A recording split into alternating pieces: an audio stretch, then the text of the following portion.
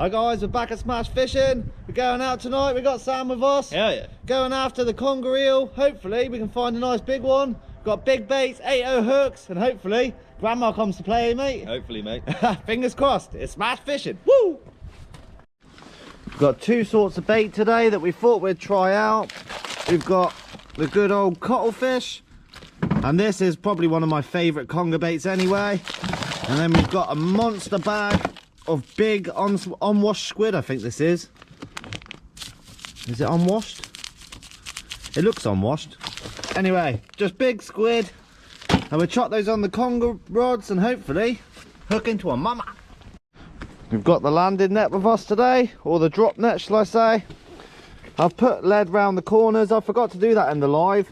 And we've got 10mm rope, and that is about 30 meters I think, so anywhere we go we've got enough to lure it down and hopefully pull up a big conger. So we're going to get to the spot now. Where are we going? Where are we going? I don't know. Where do you want to go? Left or right? Let's go straight. Let's do it. As you can see, we've got our drop net here. When I made this, I made it detachable so we can fold it in half and fit it in the van. It's got a 5-foot width, so this thing's going to land any conger that we pull up tonight, if we pull one up.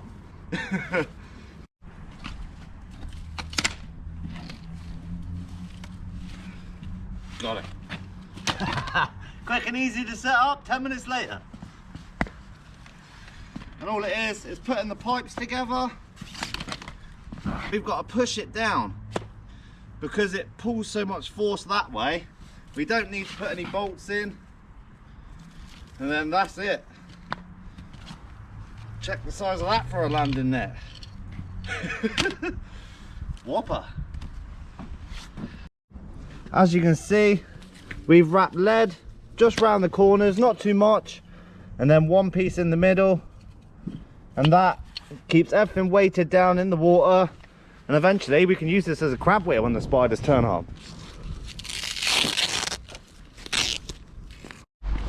The good old gaff.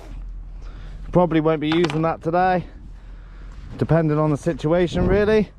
I've got my two wind cast Daiwa 13 footers with the Pen Fathoms on, 25 ends with 30-pound main line straight through to our rig, and that always does the business, baby.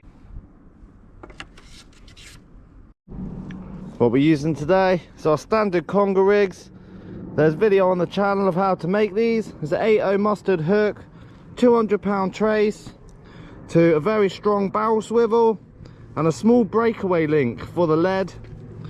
And what we're using today is just really off weights from the molds. As you can see, they weren't poured properly, so these will go to use. We're out of conger, the eco conger leads at the moment, so we're just dealing with what we got. We haven't got big tide, so there's not going to be a lot of pull today. And what I like to do is tie straight to the rig now, because I found these links here, when the congers twist up your trace, the trace can get wrapped around here and pop off, so you'll lose your rig along with the fish. So we tend not to do that anymore, eh mate? Yeah. Just a quick tuck blood knot.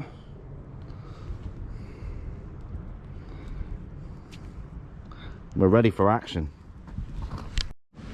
With strong line like this, because it holds memory, it's always worth just running your hands down the trace and just giving it a few good going over, and that just stops it coiling up so much. What we're using today, the good old cuttlefish, and this is one of my favourite baits for conger eel, this. And what I like to do is get the back like so and just push up, and that will pop its backbone out, which is just a load of cartilage, or I'm not really sure what that is, some sort of mineral. It's good for budgies. And all I do is go in the head. You got to get it nicely on there, and then through the body, just so the congers can't pull it off. Make sure there's a lot of hook exposure, and that will catch any conger eel. That sometimes it's always worth just putting a few slits in the body, and that will let all the juices out, all the guts, the ink, and hopefully give you a better chance at landing that mama. Let's get it down there. With congers, all you've got to do is literally a 5-yard cast straight off the wall, and that is it. Because 9 times out of 10 with piers and slipways and stuff, the congers are underneath your feet, unless there's a reef out there somewhere. So it's always good fishing straight underneath you. Got some lovely sized squid baits here. All I do with them, same principle as a cuttlefish. You don't have to be all fancy with bait elastic. I like to go straight through the eyes and then straight through the body, just like so. And I got a bit of a cuttlefish head there that gets slapped on, and that's an ideal conger bait. That any sort of where it bites it, there's a nice bit of hook exposure. I don't know if you can see my rod tip there, how much it's lighting up. Me and Sam recently done the old glow tape on the rod tips and then epoxied them. Great stuff this is, and once it's epoxied on, it doesn't lose any of its shine and it lasts for absolute years. It's a good little tip that, so if you forget your rod lights, this stuff will never let you down. Must be a few fish around. Sam's still getting bites, look at that. Go on, Sam. We've been getting taps on all the rods at the moment as soon as they get in the water, eh mate? Yeah, literally been here, what, 5 minutes? Yeah. So we're literally still setting up. Come on, you eels. Hopefully we can pull one up, guys. Haven't even got my lights on yet and the rods are all going. I just wanted to show you these guys. These clip onto your rod tip and you can buy these little lights that are cheap as chips. Instead of using the expensive bulky ones. And these little star lights give off a good little shine to them. And all they do is click in the top there, just like so. Bring your rod down while the congers are chewing on it, and then you just click them on, which is easier said than done sometimes. There we go, one on.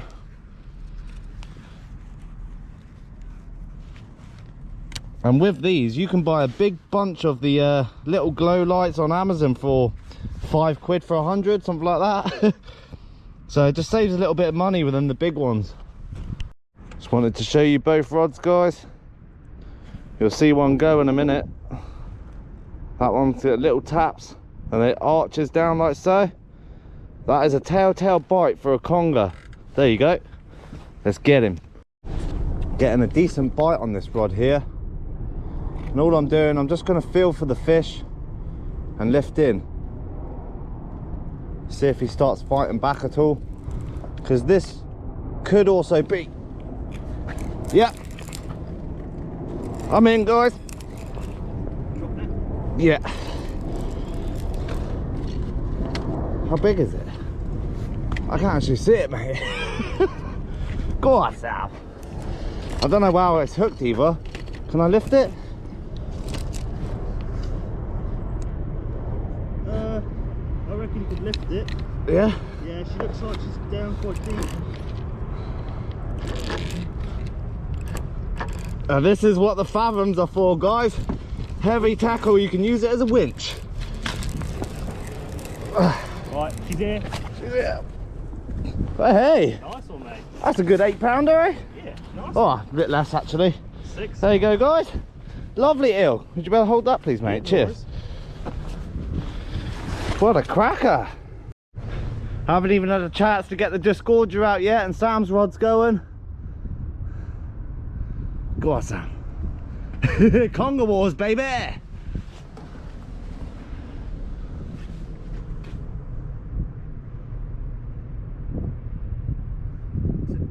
He's in it. It's in a hole. He's in a hole. I can feel it in a hole. That's the problem, guys. If you give them a little bit, sometimes they swim out. So what Sam will do is just release his drag and let the fish swim out. We'll quickly get this one unhooked, get it back, and hopefully we can land that beast. It's definitely in that big hole, eh? Check that eel out. What a beauty. Okay. Oh, he's hooked well, this one. Let's give you a little show while he's on the trace there, guys. Nothing too big. It's about what, 6-7 pound? Yeah, about that. Nothing huge, but nice to see the bait working. It's hooked perfectly in the corner of the mouth as well. All right, calm down. There we go, twisting up, eh? There we go. All we do is reverse the hook down, then give it a little shake. There we go. And he's straight off, no blood. Whoops. Always a lively one. You can always tell when you bring them up quick, eh? Yeah. There we go. I know, mate, I know. Right, we're gonna get a quick release. There you go, guys. One little strap conger. We're hoping for one about 4 times this size. Hell yeah. Perfect start to the night, that. We've had non-stop bites since we got here. We got some nice thawed out squid. And once again, I like to go through the eyes. That just keeps the head on. You could even pull it off if you want to. And there we go. Straight in there like that. That's another ideal conger bait. Still got a bit of cuttlefish head there, so I'm a greedy boy. Why not have it all on there? See there? Try and give him some welly. She's in there. We got rain coming now. We're gonna get soaked tonight. There's definitely an eel there, but it's right in the hole in the wall. Makes it a nightmare, eh, mate? Give it a bit more time. He might come out in its own time. That's it. No rush. It's officially now pelting it down. Me and Sam are getting absolutely soaked, but all worth it for an eel, eh, mate? Definitely, mate. Sam's rod's still left there to see if the eel will come out the hole. If not, Sam's going to give it some welly. The bites have seemed to have stopped for the second, and we're only at low water. And what's the best time, Sam? High water. High water. Definitely a few fish round here, as you can see. That squid's been absolutely chewed. So all I'm going to do is get another squid and chuck a head on that. Perfectly good bait. If you see juices coming out of it, there's no point discarding it. Get it back out there. Hell yeah. Sam's getting bites again. Some nice bites as well, eh? Yeah. Come on, Sam. He's still there. Oh no. Oh, unlucky, mate. That is always a good tip. If you miss the conger like Sam did, then he didn't strike hard, he just leaned into it. And if you miss the fish, just drop it straight back down on its head, because a lot of the time they will come back, and a lot of the time that's where you'll catch your PB. Oh, my rod. Let's get him. Come on. All I'm waiting is for that rod tip just to arch over.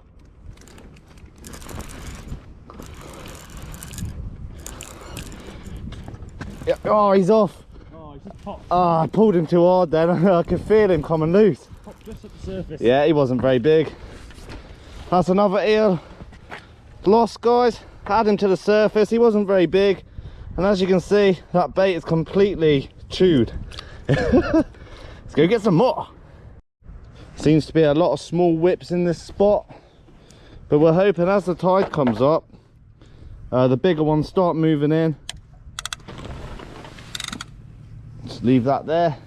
And what we're fishing is there's a reef on the side of this wall, and on the edge of that reef the congers patrol, and the reef's only sort of 5 to 10 yards out, so we've got congers in the wall and the ones patrolling the edge of the reef. So it's always good just to have one out about 10 yards and one straight down the wall. Oh, That looked better. that was a big bite. Staying still until he does that. Yeah, fish on. It doesn't feel big. Nice. Bit better? Feels. Yeah, a little bit, but I reckon you can get it up. Ah, Oh, that's fathoms, baby. Come on. There you go, guys. We'll just get him down, get the camera to Sam, and we get you a better show. Woo! There you go, guys. Another whip. Bit smaller, this one. Lovely hook up though, eh? Straight in the top of the mouth. And all it is, same again, you can either use the groove in the top of your disgorger, or you can use the side of the bar, just using the weight of the fish, just like that. That's another nice fat eel. They've been really fat, eh? Yeah, definitely. They must be feeding. Yeah. quite surprising. It's got a really full stomach. And the trick with congers is to hold them very loosely, and then you see they start calming down. If you start squeezing them a bit, I'll just give you an example. As soon as you start squeezing, there you go, they start kicking back. So if you just cradle the fish and then they just hang in your hands. He's trying to bite me at the moment. Just give you a little close up of his mouth. Evil looking creatures. And what they've got is, you see, come here a little bit please, Sam. Alright, calm down. At the top of the head here, conger eels have huge muscles, as you can see here. You'd be more predominant on the big ones. These side muscles is what gives them the jaw pressure to crush crabs, and that is a serious bite. Looks like it's blind in one eye as well. It's very clear there. Yeah, it is, yeah. It's a good point. It's another blind fish. But conger eels have the sense of a bloodhound. You can see on the corner here, there's 2 holes and there's 2 little lips. And they all detect blood in the water and scent from squid or mackerel, any sort of dead fish. They're a really great creature, these are. And you can see here, this is called your lateral lines, where they pick up the electrical impulses of other fish. So it's a really adapted predator for the rough ground. So I won't keep him out too long. This one's not bleeding whatsoever. He's trying to bite me. So there you go, guys. One little whip, back she goes. Sam's getting some nice bites here. We're hoping it's a big mama just waiting in the hole. Yeah, go on, leave him. Yeah, whippy. Yeah. Seems to be a lot of whips here at the moment, guys. But we're still just after low water, so this is probably the worst time for eels at the moment. But they're definitely here, so we're hoping as the tide comes up, we can start getting some bigger ones. Sam with his eel. Little whippy, eh, mate? Lively, get him straight back. Bit of acrobats, eh? Straight back. We want these little ones to grow into mamas. That's why we're throwing them back quite quick. We're not getting pictures or anything. And we'll only weigh a conger if it's a decent size.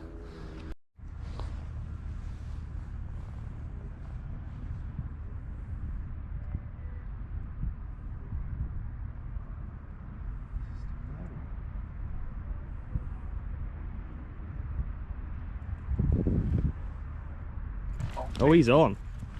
Oh, no, that looked good. That was a good one. Woo! I'm not stressed. Yep. Yeah, you got him. Nice one. How big is he? Another whip. Yeah. Yep. Fell it. Yeah, it's fell over my back. Go on, wincher. The old fathoms, look.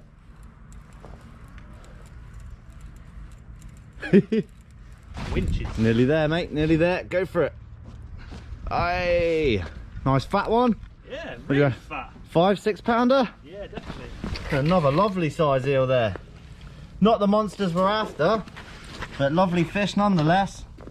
And they're all really fat. Sam christened his new rod with a nice little eel. Which way is he hooked? Pull it right down there, mate. There. There we go. Nice one. And they've all been hooked straight in the top of the mouth, eh? Yeah, lovely. It's been really good. Another really fat eel for the size. Like I say, these are not monsters, guys. We're Look at after that. some about 10 times this size. Just spat the bait out there. And give the folks a little show there. Lovely job. Look at that eel, look. Bait still in the mouth. And get him released then, dude. Get him back. Lovely job. Woohoo! We're getting them now. Hell yeah. On this one up. I get a lot of questions asking why we don't use booms on our traces. It's because where we are, we're fishing conger holes where the congers are right inside the walls. And if you've got a boom on and you allow the conger to swim too far, it will go straight back in the hole and you'll never get it back out. So we use the traces like this. So once the congers start pulling, we're quick to the rod to lift into it. And that's the reason why. And we tend to land a lot more congers like that, eh? Yeah. Instead of them getting lost in the holes and stuff. Things have started to get a little bit slow on this spot. We're getting a few taps from little fish, but we're going to pack up and move soon to a new location. Hopefully there's a big one lurking there. In good old smash fishing style, that is officially the first tripod of 2020 gone.